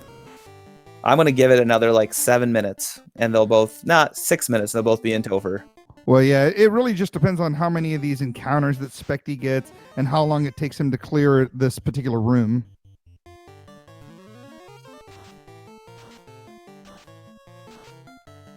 Yeah, and Spectie's using these nukes on these man-cats and Medusas. Or are they catmen? I always get them confused, especially with this palette swap. The man-cats are on this floor. The catmen are in Mirage. All I know is one are green and one is yellow, except in palette swap when they're both awkward colors. We got some purple whiz vamps. Yeah, the man cats are different because in vanilla they just throw out fire too because they're annoying. At least the catmen give you the give you that sort of respect, not to just spam fire 2 the whole time. And Spectie finally making his rounding up this thing, and he's gonna check out this room, which has a whole lot of nothing. A whole lot of money. But at least he's got those warp charges, so he can go back real quick. This is not going to be too terrible of a check with warp. Yeah, it shouldn't be too bad. Plus, I mean, in his mind, he's checking 14 chests pretty quickly on this floor. So I don't hate the play. Obviously, he's got a flame shield out of it, which is an upgrade from that silver shield. And he can't equip the Aegis right now because he has not found the tail and more than likely won't find the tail. Yeah, and he's going to get these last 4 chests, be slightly disappointed in what he finds, but he's almost ready to go. Oh no, Thunder's getting J-Copered with this bat. Oh, the bat went up. He got lucky. Yeah, and right now, Thunderclaude's just getting annoyed by this ambushing cockatrice battle. I love this. Either love or hate to see it. I don't know. But the other thing that Spectie's getting is he's going to be really, really darn close to that level 24 on that fighter, so he can use the Massa to its full extent. Oh, Manticores have damage poison. That is not good to find. Yeah, you definitely hate to see that, and that's crazy that ended up being a thing. And it looks like Thunderclaude's going to take the Sandworm battle, which is on the Earth tile. It was right there the whole time. And it looks like Sandworms rolled up on the HP. They don't do a whole lot, but they have over 250 HP. Yeah, this They is have gonna over be, 348 HP. Whew. but they have somewhere under 450 HP. So But they're also missing. So I mean, this is a pretty safe battle. It's just a matter of when do the Sandworms start running away. Yeah, because Sandworms have low morale, so they typically run away in the mid-20s. I think he just wanted to take a couple of those battles to get like maybe 1 or 2 more levels, maybe get his knight up to level 24, since that gets you your 5th hit. Yeah, and that's pretty standard when you have a knight or fighter wielding Masa, is trying to get up to that level 24, even if it's somewhere in Topher, just to make sure that you have that extra hit on the Masa, because the crit rate's not very good, but you want that extra hit for both damage and potential crits. Yeah, and Thunderclaude stopped at 23, it looks like, so he'll probably try to get that 24th level in Topher. Yeah, he'll probably find Or a solo worm, solo purple worm, or something along those lines to try and make sure that he can get his levels. Yeah, and Spectie is on the Bridge of Destiny, or is he in the Sky Maze? But I don't know why he's in the Sky Maze for so long. I don't know if he's just purposely trying to take levels here or what he's doing, but he's been in the Sky Maze a little bit longer than I anticipated him being here. He just went a different way than I typically go. I mean, everyone knows the right way to do Sky is right, up. And if you do anything else, you're a monster. So right, up. Anything else, I'm not sure is really the right way to do it. I mean, how do you do it? I mean, I should take advice from the only person who's currently 1-0, Gregley Puff, but I am a upright guy. Whew. I know it's really ballsy. Yeah, that's pretty wild that you would do that, but I like making it a staircase. I like that idea. And Thunderclaude, even after all of that, so Spectie was kind of ahead on the orbs there a little bit. Looks like Thunderclaude might end up lighting up his 4th orb before Spectie can make it up to Tiamat. So this Topher race is going to be tooth and nail. This is super exciting. I mean, Spectie's taking all these extra levels. He's 26. So if Thunder has any problem in Topher at all, I mean, Spectie's going to have a little bit less because of the levels that he's got. He's taking all these fights. I mean, they're all super good for experience, and Spectie did not see the war mech. Yeah, and blink and you miss it. Thunderclaude lighting up his 4th orb against the old man in the cave, and it looks like he's going to be entering Topher just a little bit over the hour 14-minute mark as Spectie pulls Tia. Going Brack strats, which I like. Brack ineffective, 3 hits, 71 out of Tia, so she's swinging wet noodles. Brack missing again. Quade, 5 hits, 316, and we got a dead Tiamat. We've got our 4th orb lit on Spectie's side. Spectie cannot be more than 45 seconds behind Thunderclaude. This is close. I can't believe this. This is as close as you're going to see in a race. This is fantastic. Thunderclaude enters Topher, 1 hour, 14 minutes, and 35 seconds. And here comes Spectie, super hot on his heels. Looks like he's gonna top off his heal pots. Yeah, and while we're in this kind of break on Topher and Spectie going into places, do you want to go on ahead and go over all the matches that are happening? I know for sure Kurant and Sonny Wrath are playing right now on Speed Gaming 4. I know there's a race at 4 o'clock between Jazz Raptor and Min the Mage. Min the Mage, but then that will also be on Speed Gaming. It's a to be determined. Kenny Star, Avos Ruin is tonight at 8 o'clock, and that will be on Speed Gaming 6. Yeah. Currently, we have commentary by Cyrenus, and we have Wildham and Ragnarok going at 9 o'clock tonight, and that'll be over on our sister network over on Randomania. And so right now, Thunderclaude made it through the loot room, made it through that key locked room, and Spectie's right behind him, but maybe 90 seconds behind because he had to make that stop into Canaria. But yeah, really close. Spectie has the levels, whereas Thunder has levels, but not as many levels as Spectie. So like you said, if he runs into a Gatekeeper, if he runs into a Kraken with high evade and punches like a crazy person, then that could be the difference between, Thunder being ahead and Spectie all of a sudden being ahead.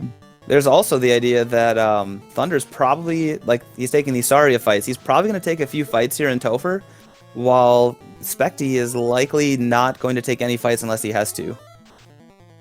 Yeah, this is pretty wild. And I just want to thank everybody in chat for being here. I mean, Cheeseinator's been here most of the race, or pretty much all of the race. Crab Cakes as well. Shadow Walker out here. Avos Ruin was actually in chat earlier, who's going to be racing later on today. JLo7. I mean, everyone, all these guys that are in here right now, amazing runners, will be racing later on this week as part of our 2020 spring tournament. We've got Kraken. Oh my, wow, we got Lich 2 and a crack. Where's Dangwoo?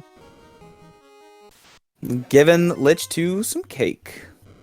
And Spectie is hot on his heels though. Spectie is just getting onto the earth floor, and Thunder is getting ambushed by some Agamas and Red Giants. So this should be interesting once we get going. Oh, Earths have damage poison. Don't want to see that. Oh no, it's stone poison. Don't want to see that. With some frost. Oh my gosh, and it lands on Quad D, and he can't get away. He gets away. He's got some softs. He's good to go. And man, Thunder's just getting the business from all these ambushes or just battles in general. Yeah, he has hit a really, really, really poor part of the encounter table. But the good thing is that he's hitting this poor part of the encounter table on the fire floor and not on the sea floor. Because if he was hitting this on the sea floor, it'd be awful. Yeah, and it looks like he's going to go on ahead and pull up Carry, and I'm going to let you call Carry. All right, so Thunder doing his heals. He's already out of heals, almost out of heal 2s here on his White Mage, but Carry gets pulled. We're putting out some wall. We're gonna temper. Nope, we're gonna put out a fast. And we got what are you gonna do? Not Bane. Ice 2. And now we're putting out fast on that Knight. Knight comes out, 3 hits, or 372 damage on 5 hits. Carry doing 3 hits for under 100. Fast comes out a little bit late, but Nuke comes out 139. And now we're just gonna punch and wait. Well, hit and wait. And Puff almost down, but 10 hits. Carry decided to skip Evasion Day. Yeah, and Shadow Walker pointing out the obvious there. Temper and Nuke being on the same level is a bit of a bummer for this dive, but luckily it's low enough level, and with 2 block casters, it should be fine. We'll see how it goes. Oh no, Spectie has 2 stoned Light Warriors and is getting the business. Oh no, Spectie wiped to the Earths. So now Thunder has a big lead. He is all the way down on the seafloor. Those Earths with the stone poison and the frost just taking down Spectie's Light Warriors. That was very, very, very unfortunate. Yeah, that's really, really unfortunate, like you said. And it looks like Spectie having to re-enter about 3.5 minutes after he entered the first time, giving Thunderclaude just that much more of a lead. Yeah, so right now, I'd have to say this is definitely Thunderclaude's match to lose, but he is still not. If he wipes at all, if anything bad happens to Thunder, this quickly becomes Spectie's race to lose. And it looks like he is also going to get the business from these unrunnable badmen, which I don't think he saw in Sky earlier. So now he's going to have to waste a bunch of nuke charges trying to get these guys down, and they're going to be throwing lit 3s out like crazy. I see another wipe happening, unfortunately. I see a reset. I don't see any reason why. Like, you're only a floor and a half down. Yep, there it is. There's a reset. Because you haven't gone that far in, and you just want to kind of burn that encounter off and make sure that you don't get those bad men. All right, so he got pretty good turn order, but Swirl comes out and almost kills Danny. Danny on one knee, 9 hits, 752. Finally, the white shirt comes out to get a little bit of more evasion stacks. I think he's just going to stick with the fast and the 1 temper, 8 hits, 654. So Kraken definitely rolled higher than vanilla, and we're going to see what happens here on this third hit. 10 hits, 741. Kraken 2 is down. He's got 2 more fiends left. So we have 230% enemies going on here, and all I have to say is all of these fiends decided to just straight up skip their plyometrics and their evasion days, because they're just standing there and face tanking all these hits. Yeah, and with the scaling, even though it's kind of one way or the other. I mean, 230 these guys can roll max of 8, so you can have a situation where you're not landing hits at all, and Worms are just going to annoy Thunderclaude by doing heal 3. Oh, Spectie finally gets out of that bad man, but now Thunder is pulling Tia 2. We're doing a white shirt. We are doing a fast and temper, and what you swinging Gouda? I missed it. Lit 2 comes out from Tia, just doing basically chip damage, and Gouda's going to swing. 10 hits, 66 damage. Although Tia 2 decided not to do Evasion Day, just like everybody else, he did pack on that Armor Day. So we're going to need a lot of Tempers to try and get through this fight. 10 hits, 355. Temper's already doing some work with a little bit of crits. Another stack of white shirt coming out. Another Temper and another swing. Oh, Zap! That is not good. But it misses everybody. That is insane. And that is RNG right there. I'll talk about it later, but that's one of those spells that Thunder and I hate. 10 hits, 63 damage, and Tia 2 goes down. And wow, no death to Zap is probably... Oh, Iron Goal. Let's have a little bit of a round of applause here for the Iron Goal. We have his championship going on the side here, but this is spring tournament. Let's see what he wants to do. And Iron Goal goes down to a nuke. Poor Iron Goal. Do a medium roll nuke as well, like 200. But yeah, we talk about Zap. Thunder and I always laugh about how Zap is completely inaccurate when you're trying to kill like low-level enemies in the game, but yet will just completely decimate high-level light warriors. And the fact that Zap missed his entire party had to have made him very happy. All right, Greg, you can take off this chaos. Let's hit it, man. Let's go on ahead and do this thing. So he's going to go on ahead and use similar strats that he's been using these last things. He's going to throw some wall out there, a little fast, a little temper, a little attack. Does he not have a weapon equipped? What was that? We finally have a Fiend that did not skip Evasion Day. Yeah, it looks that way, but I couldn't see what... I mean... I don't know. We'll see. 1 hit, 49 damage regardless. More temper coming out. Ice 2 coming out. Yeah, doing stuff, tickling his light warriors. Miss. So yeah, now he's gonna have to switch to lock 2 strats to get that evasion down off of Warmech. Who am I talking about? Chaos. Chaos must have got max evade. So he's got to use lock. Lock 2 always hitting now is gonna lower his evade by 40% each lock 2. So hopefully after like 3 or 4 castings of lock 2, he should be able to land some hits. At 2 hits, 125. More lock 2s happening. Looks like Cure 4 coming out on Puff. He's going to attack again. Gouda attacks 3 hits, 472. That's the kind of damage we like to see. Lock 2 still coming out. Spectie and Danny are going to go down to this fire 3. Well, just Spectie, that is. And Danny's still up on a knee, still doing her thing, throwing out the stacks while 2 hits, 49 come out. Rub does absolutely nothing. White shirt comes out, just buffing up a little more. More tempers coming out now. Looks like not only do we have high evade, but it looks like high absorb as well, because it's not really getting much damage done here. Temper coming out again. Poison coming out, finally taking out Danny. It's down to Puff and Gouda. 4 hits, 419. We are over the 1,000 HP mark. Nuclear coming out. Starting to get a little scary. 5 hits, 595. Cure 4. Puff is back up in business. Gonna do another Cure 4. Oh, no! Nuke comes out, and no! His fighter is down, and it's just down to Puff with 49 HP. He's gonna do a Cure 4. Lit 2 comes out, doing minimal damage. He's gonna have to switch the nuke strats. 133. Rub coming out, doing nothing. He's out of nukes. He's out of everything. He's gonna go to fast. I mean, he's got his evade up. He's got a sun sword. And he's got a sun sword, so he's gonna fast and sun sword and pray, but we've only doing 1 damage. Oh, I take it back. He's got Vorpal. Oh, is that what that is? 3 hits, 3 damage. Fire 3 coming out. He's down to 199. 3 hits, 3 damage. He doesn't have any tempers. At least he lowered his evade down. 3 hits, 3 damage. We need some crits here. Rub coming back out again, but it's getting back to that part of the spells list. Yeah, that nuke's got to be coming around the corner. There it is. He survived it because of the Cure 4. 3 hits, 62.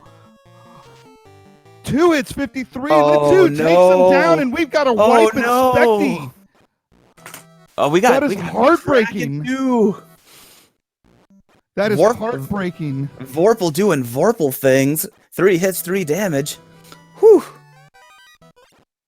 But now Spectie is on Kraken 2 and takes down Kraken 2 with 2 of his Light Warriors still alive. We're gonna get a life. Spectie only has the first 3 levels of spells here. Whew. That was intense. Nuclear, nuke. Woo! And here we go. Spectie with a 3-man. He's got a few more levels. His red mage should survive that nuke a little bit better. That black mage is still gonna do nothing for that nuke. But we have a high evade, high absorb. Basically, Chaos decided that he was gonna take on all of the training and say, you puny little fiends can stay down there. I got this. So Spectie is gonna come around and he's gonna pull Tia 2, not putting that knight in the bottom slot. Defense to start, some fast, and we got a white shirt coming out as well. Just leaving that white mage in the dirt. Lit 2 coming out, chip damage. Ooh, not really chip damage. No, the red mage and the black mage did not defend it at all. 100 damage each. So we got a nuke coming out, and we got the sun flame sword, a zap coming out, exiled. Oh man, we are stuck with just the fighter, and I think this is going to be rough for Spectie once Chaos comes around, because Chaos has super high absorb. Yeah, and you really hate to see that zap land the way that it did. Thunder was lucky not having zap land on any of his people. I agree. So 10 hits, 300 damage. Spectie got through Tia 2, but let's see what happens when he gets to Chaos.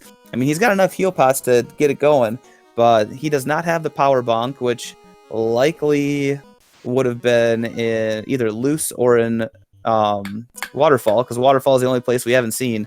He's going to probably do 3 stacks of defense, but Chaos really likes to do his spells. You want to take this again, Greg, or you want me to have it? No, I'll let you go on ahead and take this. He's doing Fire 3. Chaos is just doing spells. Another Fire 3. And missed. Whew. With no lock 2s, this is going to be tough. 30 damage. And this is just hold A and pray right now. Damage poison comes out. 45 damage against AAA. And he's just trying to get into a crit loop. There's 169. That's kind of a big deal. But he does not want to see that nuke. He wants to see Chaos start punching here. 2 hits. Nuke already comes around once. And Spectie is down on one knee. Lit 2. 29 damage. 24 HP left on AAAA. And he misses. And Chaos is missing now. Let's see if we can get him in this loop right now. 328 damage. Fire 3. And down goes Spectie's Light Warriors. Yeah, I mean, Spectie definitely got a lot better of the RNG table RNG as far as getting crits to land. I think it's just maybe more of the levels, maybe just more of the luck. But yeah, I mean, God, that's a tough Chaos. We don't know where his HP landed, but we know he has spells, he's got skills, and he's got high evade and high absorb. If I was Spectie, I would definitely, once I got to Tia 2, I would bring up that white mage and start throwing out walls, so at least one of his other light wearers can survive that zap, guaranteed. Yeah, I'll have to say right now, this is pretty wild. This is a crazy Topher. I can't believe that these runners entered Topher at the 1:14-minute mark, and we're still going at it 15 minutes later. Yeah, I mean, this is what 230% scaling can do. Like, this Topher's always been the great equalizer, and with 230% scaling, you can end up with, Kraken 2 or Tia 2 and have super low evade. Or you can end up like Chaos and have crazy high evade and crazy high absorb. I mean, that's just the way that the scaling works. And crazy high health, too, because we know that Chaos can roll at... Oh no! Oh, he gets the zap treatment. Oh, you hate to see it, and defense comes out. Oh, Kraken Thunder! Swirl, and that's... Thunder had to reset again on K2. Oh no! That's wipe number 2 for Thunderclaude, and Spectie's... Spectie was getting the business from these Earths again. Oh man, this is so back and forth. I'm on the edge of my seat. This is insane. I'm not even in my seat. I'm standing up. This is too insane. Oh man, I am so I mean, we're only match 2 in, but this is exactly the kind of thing that we were hoping for out of this spring tournament. Just the back and forth, and like, these runners are not going to go out and get levels because they know they can make it down to Chaos, and they have the tools to get through Chaos if needed. It's just who's going to do it? They have to know the other one's in Topher at this point. Yeah, I don't know. Like Chad is starting to point out. I mean, maybe get some levels. I mean, Thunderclaude knows there's those sandworms right on the Earth tile. You just leave, go over there, hit up Earth real quick, get a couple of levels, eating some sandwiches, and then head back in with just maybe all he needs is like up to 27 or whatever to get through this thing. As Spectie gets to level 27 after killing Lich 2, and he's on the fire floor. Thunderclaude about 2 floors behind. I agree with Crab Cakes. Like, Thunder almost made it through, but he got super lucky on that zap, and I think he may have forgotten about how lucky he got on that zap. Because if that zap hits one of his Light Warriors differently, like, that's a totally different fight. Oh, absolutely. I mean, you don't see Bane, you don't see Zap, and you get there, if Thunderclaude could have gotten more of those crits, he was just not landing hits. Even with the locks, he wasn't doing much damage against Chaos. So Greg, now that you've seen what Chaos has with the high evade, high absorb, do you switch to the Vorpal? Because you got plenty of tempers, you've got fast. Do you switch to the Vorpal and hope that those crits can get through Chaos a little bit quicker, because you're not making it through 2 nukes? Yeah, I don't really love meme strats, but I mean, with the Vorpal's crit chance being as high as it is, I think it's a good idea. It's the one time I'll say going ahead and throw that purple pool noodle out there, and it's got to be better than what he did the first time around.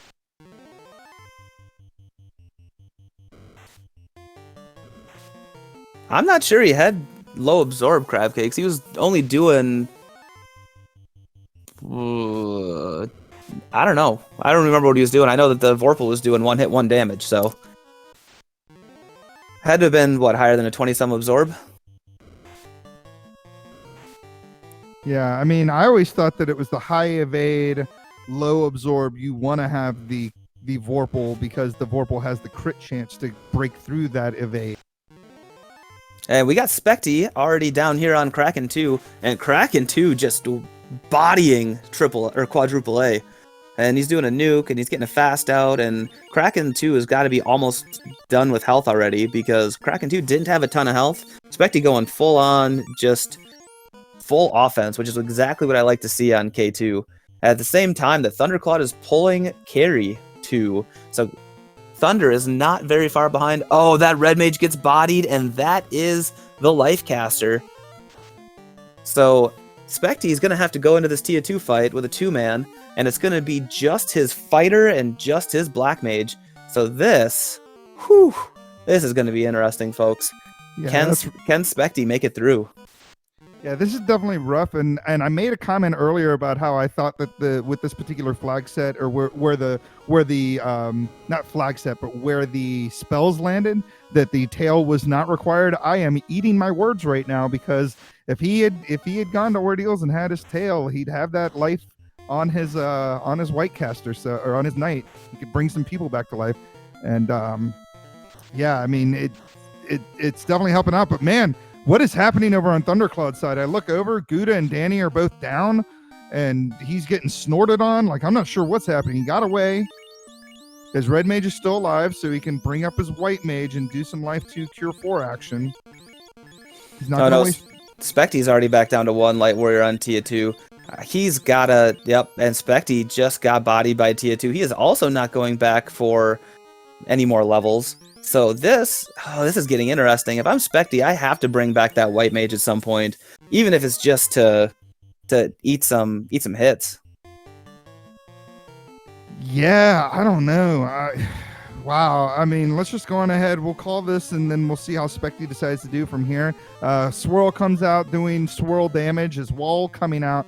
The wall is kind of the big MVP right now. I mean, being able to get wall stacks, or being able to get one of your light warriors resistant to elementals is pretty key. Got Fade coming out, Ink coming out there. We didn't pick up lamps, so it looks like Danny's just not going to be able to see jack of anything. And Kraken 2 has all the health in the world, but is down. I mean, Kraken 2 has to have close to 2,000 hit HP. I agree. I was wrong when I thought that she had low health, but it was just because Thunder bodied her so hard the first time. And now we got a Tier 2 pull by Thunder, and we're doing some we're doing some, what are you going to do? We're going to do some wall, and we're going to do some temper and some fast, and we're not even going to worry about the defense sword. We're just going to try and make sure that our light warriors can survive and do as much damage as possible. And as that black mage just gets bodied instantly by Tia 2, saying, get out of here, you're done with your tempers. And you cannot be throwing out tempers with that one last temper charge, and that's one last life charge too. So had Thunder used that last charge, he would have been out of life on that red mage, and that could have been real bad. As the white mage also gets bodied, Tia decided she's going to use all of her heads and just crush these light warriors as quickly as she possibly can. And Thunder, 5 hits, 97 damage. It looks like Tia has done her armor day.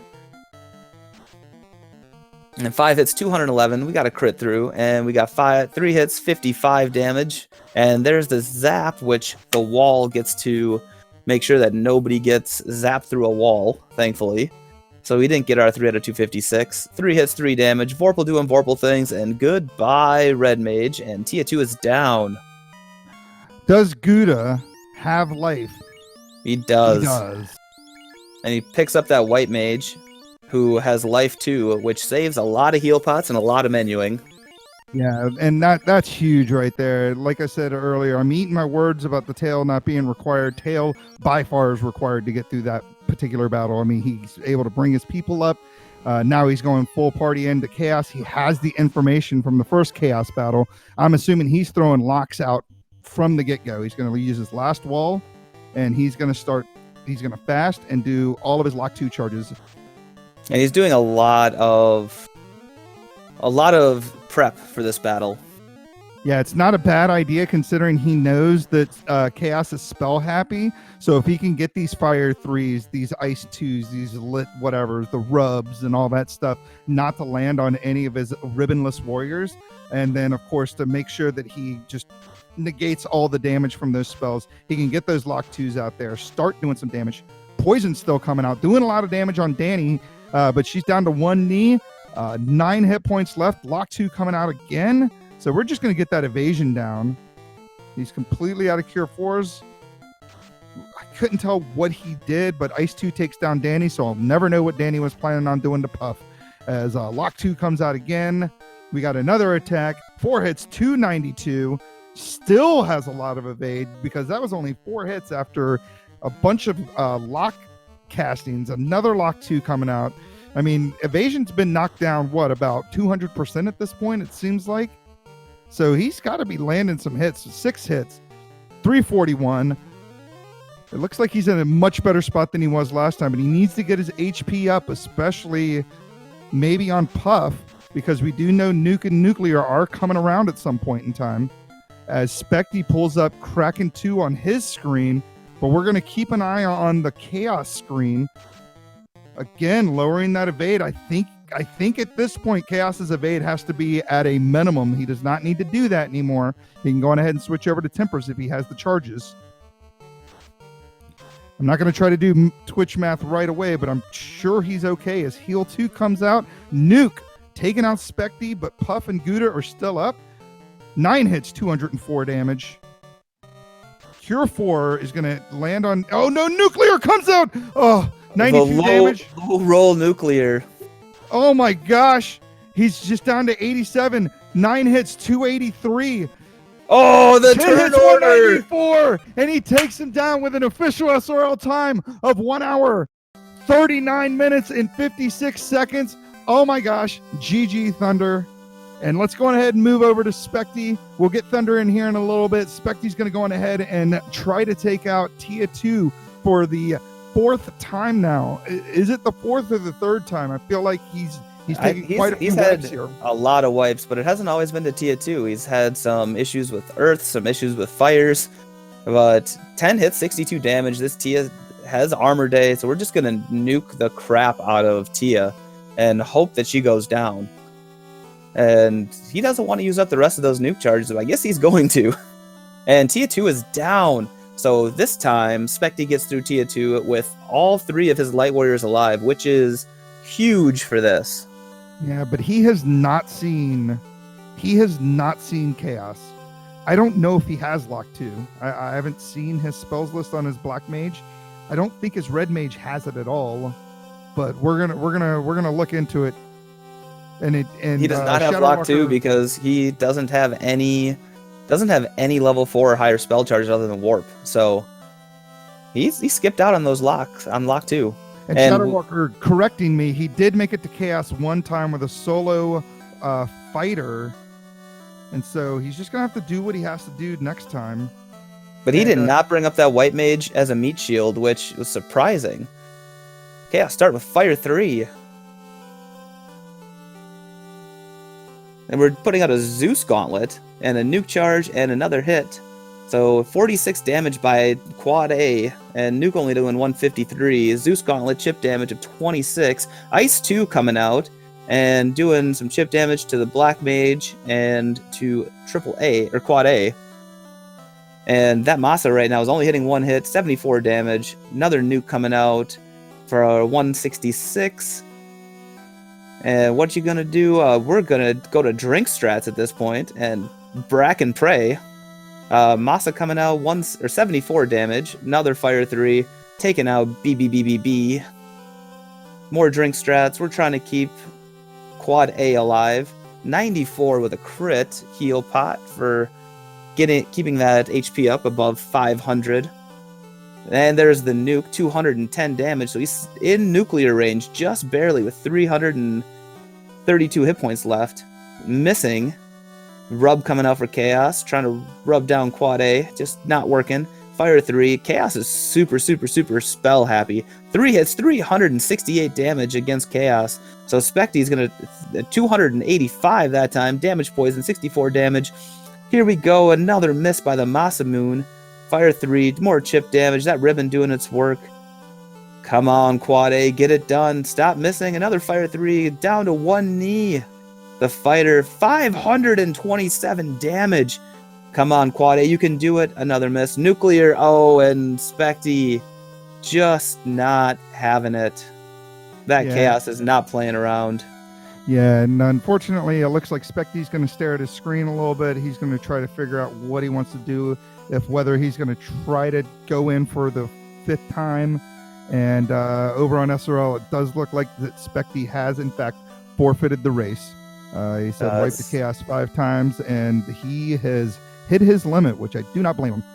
I also do not blame him. That was rough. And we are joined by our winner, Mr. Thunderclaude. How are you today, good sir? Oh my goodness. I don't even know, man. That was the worst Topher I've seen on this flag set. And 230% can do that. I mean, just imagine if we were back up to 250. Well, it was funny because I wiped 4 times? I don't know. But like every time I went down, something new wiped me. Like I wiped the Chaos the first time because bad RNG and turn order on nuclear nuke. Mm-hmm. And then Kraken decided to finally punch on my second dive and wiped me. And then the third dive, I almost wiped 2 waters with death touch that I never saw before. And then Zap and Bane. Yep, Zap, and, I mean, it was just a little bit of everything trying to take out your light warriors, and a little bit of everything decided to take out your light warriors.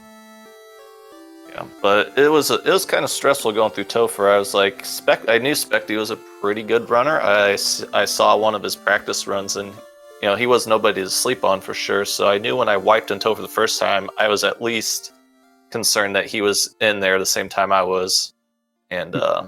He walked into Topher about 5 minutes, or actually about 1 minute after you. Oh wow! Yeah, he was there. He was following in your footsteps the whole way, and then he had a couple of bad wipes to Earths because Earths had stone poison, and they kept stoning, and they just spammed it. And he kept running into him, and then he ran into bad men with the lit 3 and like a 6-pack or whatever, who took him out. And like he couldn't even get to Lich the first couple of times because he just kept getting the wrong enemies. Yeah, the lit 3 on Badman, I saw that almost wiped me in Sky, but you know what else wiped me in Sky? Nuke first turn Warmech. Mr. Mechie Pants. He decided he was bringing his arsenal again today, and not quite vanilla, but vanilla-ish. So Thunder, it's Greggly Puff. What's up, bud? Hey, how you doing, Greg? Man, I'm doing pretty awesome. So yeah, how'd you feel about that zap coming out of Kraken and all your light warriors survived? That never happens. Yeah, I walled the red mage, so I was really just concerned that the red mage and the fighter would survive, which the fighter had the ribbon. But yeah, I got kind of lucky that he just missed the top two, but it was kind of inconsequential because he wasn't going to do anything unless he punched, which he didn't that round. And we're now joined by Spectie. Welcome back, Spectie. Welcome back to the community. Welcome back to racing. How are you, good sir? Man, I was really good until about 45 minutes ago. I think Thunder was in the same boat. Watching you guys was so intense. This was a very intense, amazing match the whole way because you guys are back and forth, literally the entire race. Well, I was really excited because I practiced 2 seeds and both of them took like 2 hours. And so when I felt like I was in go mode at the 1 hour mark, I was like, man, I'm flying. I felt really, really good about it. And getting into Temple of Fiends at like an hour 15, I just felt like that was super fast. I was comfortable with my gear, my levels, everything. And I just feel like if we don't get like a max evade, high absorb chaos, it looks like both of us finish at the 120 mark, 122, right? Yeah, something along those lines. It would have been low 120s probably. You were into Topher 1 minute after Thunder, but you saw a bunch of Earths and you saw the bad men in Topher, which did not slow Thunder down because he didn't see him. Oh my gosh, yeah. So how many ribbons did you have, Thunder? I just had the one that I got early. Okay, yeah, same. I had the one, and I ran into 6 to 7 unrunnable badmen that had lit 3, and so with the one ribbon, they were just they were killing me. And then so I had to like go, okay, do I want to burn nukes on these guys? But those also waste tempers and life charges, right?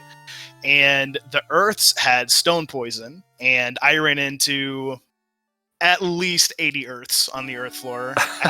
I had to hard reset out of probably 2 badman fight and a handful of Earth fight. I actually wiped on 1 Earth fight too, just from poison and then killing. Yeah. I got lucky because I did see the lit 3 in Sky. It actually almost wiped me on just a 4 badman pack, but it got through that one. But I didn't see the badman net on any of my 4. I think I did 4 dives through Topher, and I didn't see any Earths either. But I did, on my last dive, almost died Death Touch Waters, which was pretty cool.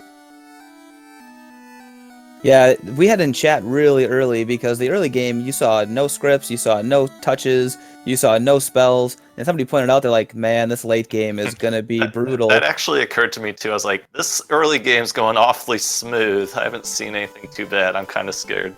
Yeah, early nuke, early life, and then the gift of Masmune in Temple of Fiends. I thought, okay, Dan the White Mage, and then this thing is just, we're going to scoot. You know, I saw the floater for sale, and I thought this is going to be a really, really quick seed. And I think 1 more ribbon would have made it a lot easier, just because then, I don't know what you ran into on like Tiamat 2 and Chaos, but Tiamat 2, my first run, zapped everybody but my fighter, and I couldn't res. And I cast wall on my red mage with my white mage, and then had the ribbon on my fighter. But the first time I saw zap, it didn't hit anybody. I think the second time I saw zap, it might have hit 1 or 2 of the non-walled people. Yeah, Thunder, we were talking about that in chat or on the broadcast because we have all had the zap luck in Topher where we think we're going super smooth and then it just zaps everybody and like usually 1 through a ribbon because why not? And then our jaws hit the floor when zap came out and nobody got hit and we go, well, there's the RNG Thunder needed. No kidding. yeah, and my first time I saw zap, both of my non-ribbon characters got exiled to Melmond. It was a sad time. Yep, Yikes. that's exactly what we said too. We're like, well, for all the luck that Thunder had, Spectie got 0 of it. And I I'm kind of curious- felt really nice that I didn't actually use any heal pods until I was in Topher that whole race. I'm curious how much HP Chaos had, because I feel like my second dive, actually no, my first dive, I got really good luck hitting him in hindsight because I seemed to miss You did. constantly. He had And- very very high evade. Yeah. Well, and I thought I was really close. I got a couple like 300-400 swings out, and I thought I was getting really, really close, and then on my last run, when I had all 3 characters dies and I still wiped, I was curious if anyone saw how much HP he had. We were not keeping track, unfortunately. I feel like my first wipe I had to be within 100 or 200 HP of killing him, because I feel like I dished out way more damage my first run. Then when I like Hail Mary swung my mass on my last round before killing him, I was like, no way he died to that. So I didn't feel like I did much damage. Yeah, Ailmarkin in chat saying that it's probably around vanilla. And looking at our times here, where we were entering Temple of Fiends and re-entering like back to back to back, that must have been fun to watch. So I hope everybody enjoyed it, and good race, Thunder. Congratulations. Yeah, good race, Spectie. Yeah, that race was actually really, really close. You guys were basically on each other's heels the entire time.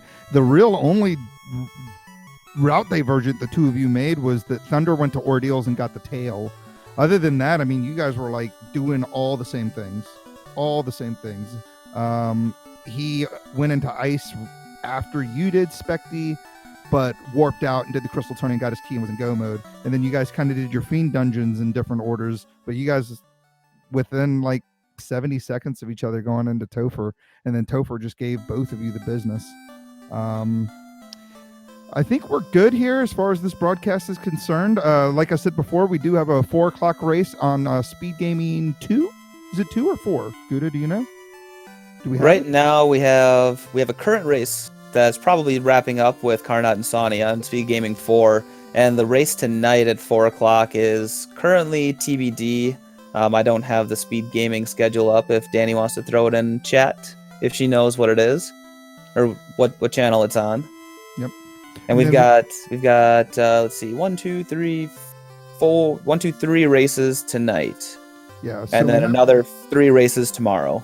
Exactly. We have the 8 o'clock and the 9 o'clock. The 9 o'clock will be on our sister channel Randomania, while the 8 and the 4 o'clock Eastern Daylight Savings Time races are going to be on Speed Gaming family of networks. Final thoughts, anybody? I'll start with our winner tonight, Thunderclaude. You got any final thoughts about this thing?